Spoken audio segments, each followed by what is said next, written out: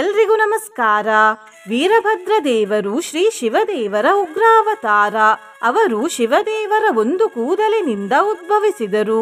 ಈ ವಿಡಿಯೋದಲ್ಲಿ ನಾವು ಶ್ರೀ ವೀರಭದ್ರ ದೇವರ 2 ಸರಳ ಹಾಗೂ ಶಕ್ತಿಶಾಲಿ ಮಂತ್ರವನ್ನು ಕೇಳುವ. ಈ ಮಂತ್ರವನ್ನು ಶ್ರೀ ವೀರಭದ್ರ ಅಷ್ಟೋತ್ತರ ಶತನಾಮಾವಳಿಯಿಂದ ತೆಗೆದುಕೊಂಡಿರುವುದು. ಈ ಮಂತ್ರವನ್ನು ಭಕ್ತಿಯಿಂದ ಬೆಳಿಗ್ಗೆ ಮತ್ತು ಸಂಜೆ ತಲಾ 108 ಬಾರಿ ಕೇಳಿದರೆ ಭಕ್ತರಿಗೆ ಅನ್ಯಾಯವಾಗುವುದಿಲ್ಲ. ಪಾಪಗಳೆಲ್ಲ ನಾಶವಾಗಿ ಹೋಗುತ್ತವೆ. ದುಷ್ಟಶಕ್ತಿ ನಾಶವಾಗುವುದು ಮಾತ್ರವಲ್ಲದೆ ನಕಾರಾತ್ಮಕ ಶಕ್ತಿಗಳಿಂದ ರಕ್ಷಣೆಯೂ ಸಿಗುತ್ತದೆ. ಭಯವೆಲ್ಲ ದೂರವಾಗುತ್ತದೆ. ಕೆಲಸ ಕಾರ್ಯಗಳಲ್ಲಿ ಬರುವ ಅಡೆತಡೆಗಳು ಬರುವ ಮೊದಲೇ ನಾಶವಾಗುತ್ತವೆ ಮತ್ತು ಧೈರ್ಯ ಹಾಗೂ ಸಾಹಸ ಹೆಚ್ಚಾಗುತ್ತದೆ. ನಿನ್ನೆ ನಾನು ಕೇಳಿದ ಪ್ರಶ್ನೆ, ಎಷ್ಟು ಪುರುಷಾರ್ಥಗಳಿವೆ ಎಂದು. ಈ ಪ್ರಶ್ನೆಗೆ ಸರಿಯುತ್ತರ D4. ಸರಿಯುತ್ತರ ಕೊಟ್ಟವರಲ್ಲಿ ಒಬ್ಬರ ಹೆಸರು ಉದಯ್ ಕುಮಾರ್ ವಲ್ವೇಕರ್. ಉದಯ್ ಕುಮಾರ್ ಅವರೇ ಭಕ್ತಿ ಮಾಡುವುದನ್ನು ಬಿಡಬೇಡಿ ಅಂತ ಹೇಳ್ತಾ ಇವತ್ತಿನ ಪ್ರಶ್ನೆಯನ್ನು ನೋಡುವ. ವೀರಭದ್ರ ದೇವರ ಪತ್ನಿ ಯಾರು? ಎ. ಶಾರದೆ ತಾಯಿ, ಬಿ. ಭದ್ರಕಾಳಿ ತಾಯಿ, ಸಿ. ಲಕ್ಷ್ಮಿ ತಾಯಿ, ಡಿ. ರಾಧೆ ತಾಯಿ. ಈ ಪ್ರಶ್ನೆಗೆ ಸರಿಯುತ್ತರ ಕೊಟ್ಟವರಲ್ಲಿ ಒಬ್ಬರ ಹೆಸರನ್ನು ನಾಳಿನ ವಿಡಿಯೋದಲ್ಲಿ ಹೇಳ್ತೇನೆ. ಬನ್ನಿ ಈಗ ಈ ಶಕ್ತಿಶಾಲಿ ವೀರಭದ್ರ ಮಂತ್ರವನ್ನು 108 ಬಾರಿ ಭಕ್ತಿಯಿಂದ ಕೇಳುವ. ಅದಕ್ಕಿಂತ ಮುಂಚೆ ಓಂ ಶ್ರೀ ವೀರಭದ್ರಾಯ ನಮಃ ಎಂದು ಕಮೆಂಟ್ ಮಾಡಿ. ಚಾನಲಿಗೆ ಹೊಸಬ್ರಾಗಿದ್ರೆ ಚಾನಲನ್ನು ಸಬ್ಸ್ಕ್ರೈಬ್ ಮಾಡಿ. ಹತ್ರ ಇರುವ ಬೆಲ್ ಬಟನ್ ಪ್ರೆಸ್ ಮಾಡಿ. ಆಲ್ ಅನ್ನುವ ಆಪ್ಷನ್ ಅನ್ನು ಸೆಲೆಕ್ಟ್ ಮಾಡಿ. ನೀವು ಆನ್ಲೈನಿಂದ ದೀಪವನ್ನು ಖರೀದಿಸಲು ಇಚ್ಛಿಸಿದರೆ ಈ ವಿಡಿಯೋದಲ್ಲಿ ಟ್ಯಾಗ್ ಮಾಡಿದ ದೀಪವನ್ನು ಖರೀದಿಸಬಹುದು. ಓಂ ಶ್ರೀ ನಿರಾಮಯಾಯ ನಮಃ. ಓಂ ಶ್ರೀ ನಿತ್ಯನಿಷ್ಠಿತ ಪಾಪೌಘಾಯ ನಮಃ. ಓಂ ಶ್ರೀ ನಿರಾಮಯಾಯ ನಮಃ. ಓಂ ಶ್ರೀ ನಿತ್ಯನಿಷ್ಠಿತ ಪಾಪೌಘಾಯ ನಮಃ. ಓಂ ಶ್ರೀ ನಿರಾಮಯಾಯ ನಮಃ. ಓಂ ಶ್ರೀ ನಿತ್ಯನಿಷ್ಠಿತ ಪಾಪೌಘಾಯ ನಮಃ. ಓಂ ಶ್ರೀ ನಿರಾಮಯಾಯ ನಮಃ. ಓಂ ಶ್ರೀ ನಿತ್ಯನಿಷ್ಠಿತ ಪಾಪೌಘಾಯ ನಮಃ. ಓಂ ಶ್ರೀ ನಿರಾಮಯಾಯ ನಮಃ. ಓಂ ಶ್ರೀ ನಿತ್ಯನಿಷ್ಠಿತ ಪಾಪೌಘಾಯ ನಮಃ. ಓಂ ಶ್ರೀ ನಿರಾಮಯಾಯ ನಮಃ. ಓಂ ಶ್ರೀ ನಿತ್ಯನಿಷ್ಠಿತ ಪಾಪೌಘಾಯ ನಮಃ. ಓಂ ಶ್ರೀ ನಿರಾಮಯಾಯ ನಮಃ. ಓಂ ಶ್ರೀ ನಿತ್ಯನಿಷ್ಠಿತ ಪಾಪೌಘಾಯ ನಮಃ. ಓಂ ಶ್ರೀ ನಿರಾಮಯಾಯ ನಮಃ.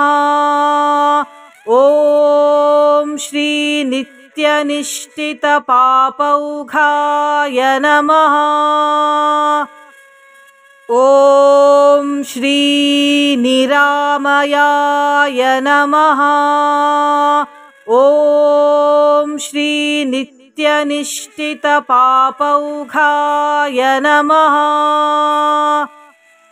ಓಂ ಶ್ರೀ ನಿರಾಮಯಾಯ ನಮಃ. ಓಂ ಶ್ರೀ ನಿತ್ಯನಿಷ್ಠಿತ ಪಾಪೌಘಾಯ ನಮಃ.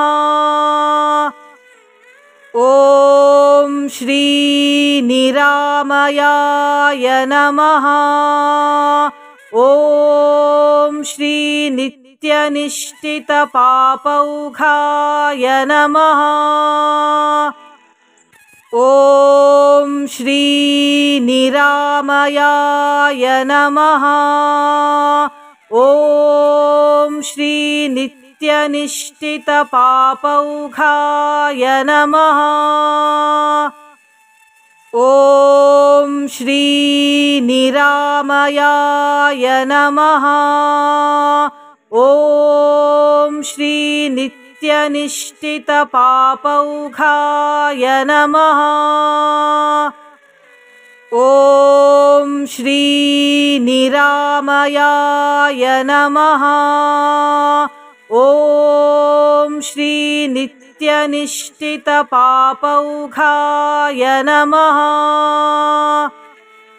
ॐ श्री निरामयाय नमः।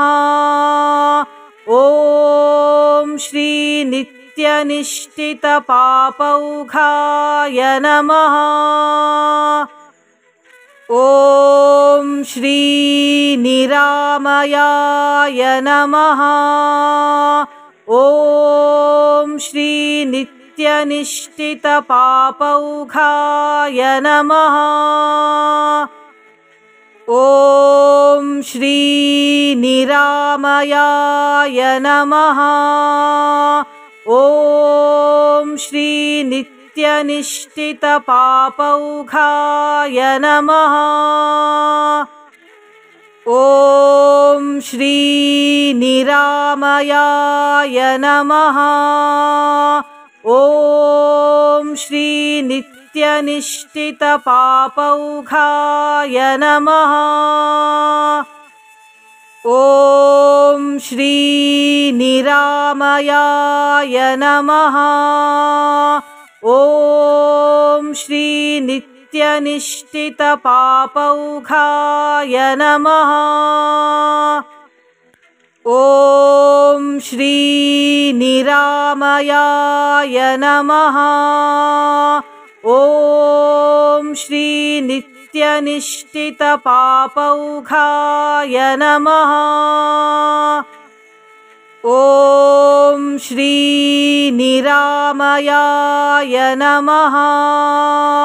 ॐ श्री नित्यनिष्ठितपापौघाय नमः। ॐ श्री निरामयाय नमः। ॐ श्री नित्यनिष्ठितपापौघाय नमः। ॐ श्री निरामयाय नमः। ॐ श्री नित्यनिष्ठितपापौघाय नमः। ॐ श्री निरामयाय नमः। ॐ श्री नित्यनिष्ठितपापौघाय नमः। ॐ श्री निरामयाय नमः। ॐ श्री नित्यनिष्ठितपापौघाय नमः। ॐ श्री निरामयाय नमः। ॐ श्री नित्यनिष्ठितपापौघाय नमः। ॐ श्री निरामयाय नमः। ॐ श्री नित्यनिष्ठितपापौघाय नमः। ॐ श्री निरामयाय नमः। ॐ श्री नित्यनिष्ठितपापौघाय नमः। ॐ श्री निरामयाय नमः। ॐ श्री नित्यनिष्ठितपापौघाय नमः। ॐ श्री निरामयाय नमः। ॐ नित्यनिष्ठितपापौघाय नमः। ॐ श्री निरामयाय नमः। ॐ श्री नित्यनिष्ठितपापौघाय नमः। ॐ श्री निरामयाय नमः। ॐ श्री नित्यनिष्ठितपापौघाय नमः। ॐ श्री निरामयाय नमः। ॐ श्री नित्यनिष्ठितपापौघाय नमः। ॐ श्री निरामयाय नमः। ॐ श्री नित्यनिष्ठितपापौघाय नमः। ॐ श्री निरामयाय नमः। ॐ श्री नित्यनिष्ठितपापौघाय नमः। ॐ श्री निरामयाय नमः। ॐ श्री नित्यनिष्ठितपापौघाय नमः। ॐ श्री निरामयाय नमः। ॐ श्री नित्यनिष्ठितपापौघाय नमः। ॐ श्री निरामयाय नमः। ॐ श्री नित्यनिष्ठितपापौघाय नमः। ॐ श्री निरामयाय नमः। ॐ श्री नित्यनिष्ठितपापौघाय नमः। ॐ श्री निरामयाय नमः। ॐ श्री नित्यनिष्ठितपापौघाय नमः। ॐ श्री निरामयाय नमः। ॐ श्री नित्यनिष्ठितपापौघाय नमः। ॐ श्री निरामयाय नमः। ॐ श्री नित्यनिष्ठितपापौघाय नमः। ॐ श्री निरामयाय नमः। ॐ श्री नित्यनिष्ठितपापौघाय नमः। ॐ श्री निरामयाय नमः। ॐ श्री नित्यनिष्ठितपापौघाय नमः। ॐ श्री निरामयाय नमः। ॐ श्री नित्यनिष्ठितपापौघाय नमः। ॐ श्री निरामयाय नमः। ॐ श्री नित्यनिष्ठितपापौघाय नमः। ॐ श्री निरामयाय नमः। ॐ श्री नित्यनिष्ठितपापौघाय नमः। ॐ श्री निरामयाय नमः। ॐ श्री नित्यनिष्ठितपापौघाय नमः। ॐ श्रीनिरामयाय नमः। ॐ श्री नित्यनिष्ठितपापौघाय नमः। ॐ श्रीनिरामयाय नमः। ॐ श्री नित्यनिष्ठितपापौघाय नमः। ॐ श्रीनिरामयाय नमः। ॐ श्री नित्यनिष्ठितपापौघाय नमः। ॐ श्रीनिरामयाय नमः। ॐ श्री नित्यनिष्ठितपापौघाय नमः। ॐ श्रीनिरामयाय नमः। ॐ श्री नित्यनिष्ठितपापौघाय नमः। ॐ श्रीनिरामयाय नमः। ॐ श्री नित्यनिष्ठितपापौघाय नमः। ॐ श्रीनिरामयाय नमः। ॐ श्री नित्यनिष्ठितपापौघाय नमः। ॐ श्रीनिरामयाय नमः। ॐ श्री नित्यनिष्ठितपापौघाय नमः। ॐ श्रीनिरामयाय नमः।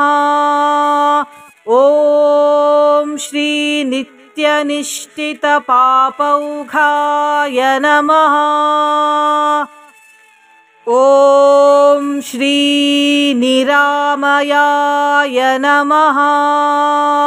ॐ श्री नित्यनिष्ठितपापौघाय नमः।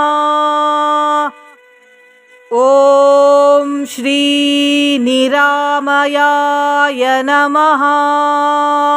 ॐ श्री नित्यनिष्ठितपापौघाय नमः।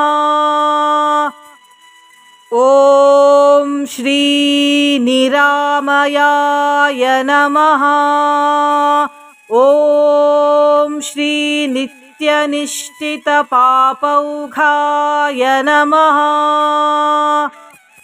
ॐ श्रीनिरामयाय नमः। ॐ श्री नित्यनिष्ठितपापौघाय नमः। ॐ श्रीनिरामयाय नमः। ॐ श्री नित्यनिष्ठितपापौघाय नमः। ॐ श्रीनिरामयाय नमः।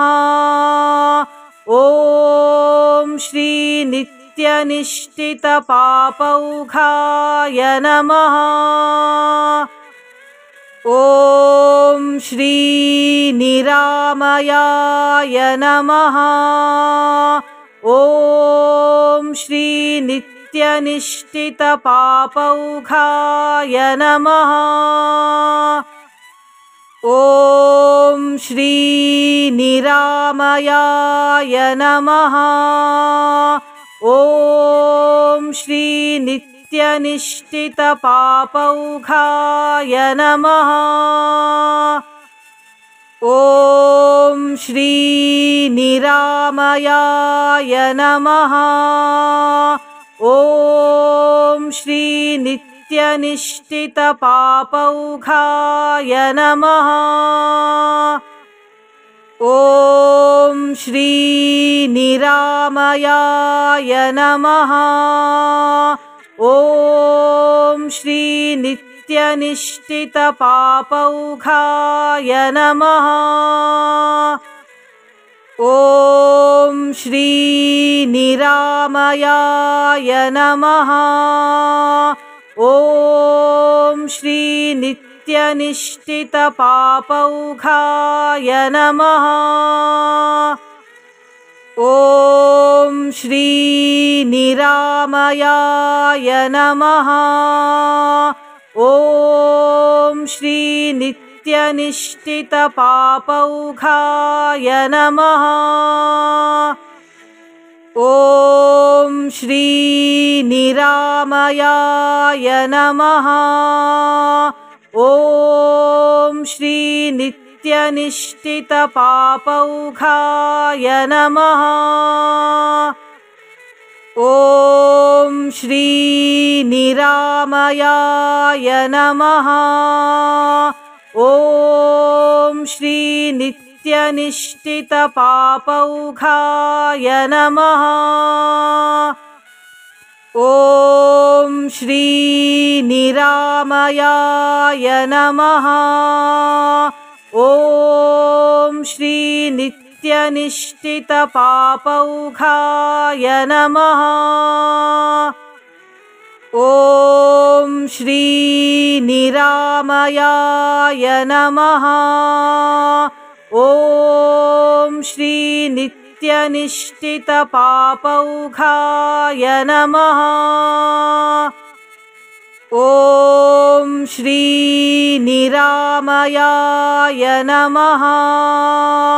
ॐ श्रीनित्यनिष्ठितपापौघाय नमः। ॐ श्रीनिरामयाय नमः। ॐ श्रीनित्यनिष्ठितपापौघाय नमः। ॐ श्रीनिरामयाय नमः। ॐ श्रीनित्यनिष्ठितपापौघाय नमः। ॐ श्रीनिरामयाय नमः। ॐ श्रीनित्यनिष्ठितपापौघाय नमः। ॐ श्रीनिरामयाय नमः।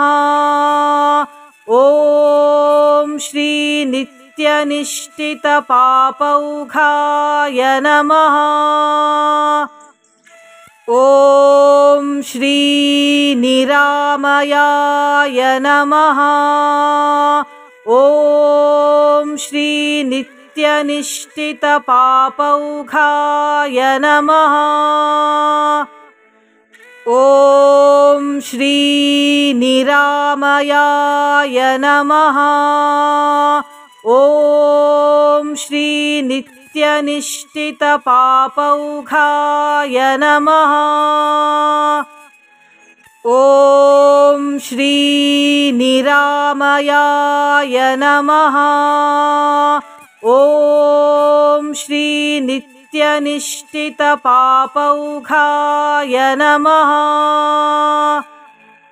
ॐ श्रीनिरामयाय नमः।